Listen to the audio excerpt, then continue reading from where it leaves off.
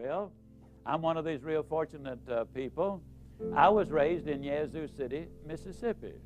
Now, I know a lot of people go around the country bragging about being from Yazoo City, but I really am. As you probably know, it's not a big place. We don't even have a village drunk. We share with a little community next to us. Main Street runs through the car wash, so we got a mirror on the end of town, make the town look bigger. I mean, it's not a real big place. But let me tell you why I can tease about Yazoo City. Former president of the American Medical Association is from there. Former president of the American Bar Association is from there.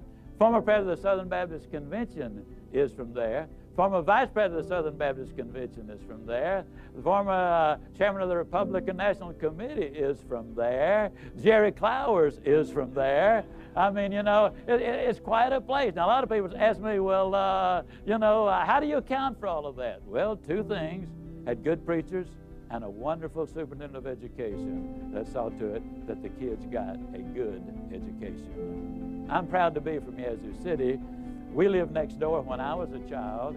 We lived next door to some rich folks. Now, I know they were rich for two basic reasons. Number one, they had a cook. Number two, the cook had something to cook. Now, during the Depression, folks, that was a sure sign of wealth. I was over there for lunch one day, as I tried to be every day. And don't misunderstand this now. Even though there was a Depression on, we had plenty to eat at my house. I know we did, because if I ever pass my plate for seconds, I'd always say, no, you've had plenty. So I know we had plenty. That particular day, the cook brought the biscuits out, and I looked at them, and they were not as thick as my wristwatch. And I said, Maud, what on earth happened to your biscuits? And she reared back and gave that big old tummy laugh, and she said, well, let me tell you about those biscuits. She said they squatted to rise, but they just got cooked in the squat. You know anybody gets cooked in the squat? Oh, they're a half a mind to do this, or they're going to do that, but the half a minders and they're going to do it, or they never do it. You've talked to them, they hear about a good idea, and you hear about it and try to get them involved, and they say, well, I'd love to get involved in it, but it's almost time for the kids to get out of school, and this is our busiest time of the year, but I'm really interested. After school gets out, I won't have so many things to do with all the parties and all, and then I'll get involved. And when school ends, you know what happened? They say, well, I didn't realize it, but it seems that we've got more to do than ever before.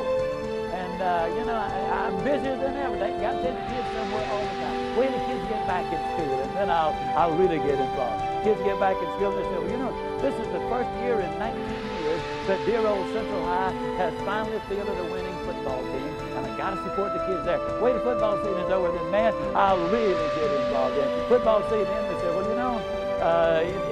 here it is nearly Thanksgiving and Christmas, and people don't want to be bothered with that sort of thing this time of year. Wait after the first of the year, man, and then I'll really get after. Oh, now wait, I know exactly what you're thinking. You're thinking I've lost interest, but that's not the way I am. Now, just let me tell you the way I am. See, what I do is I get everything organized in a real 1, 2, 3 basis, and then when the time comes to strike, man alive, I'll pass all these cats that have gotten out in front of me now, but I'm telling you, this is just not the right time of the year. Wait after the first of the year comes, and they say, did you ever see weather like this before in your life?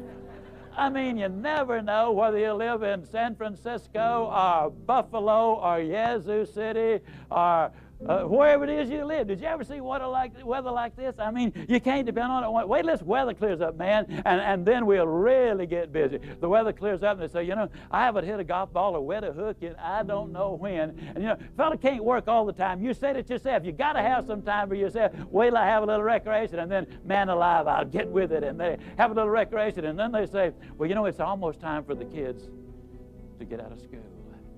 That's where we came in. Folks, let me tell you something. People who wait for Aunt Matilda to move out or John to get on the day shift. People who wait for the next senator to be elected or the next governor to come in. People who wait for the next advertising program to get started, or wait for the tax structure to change, or wait for anything that happens out there before they do anything in here, are the people who get cooked in the squad.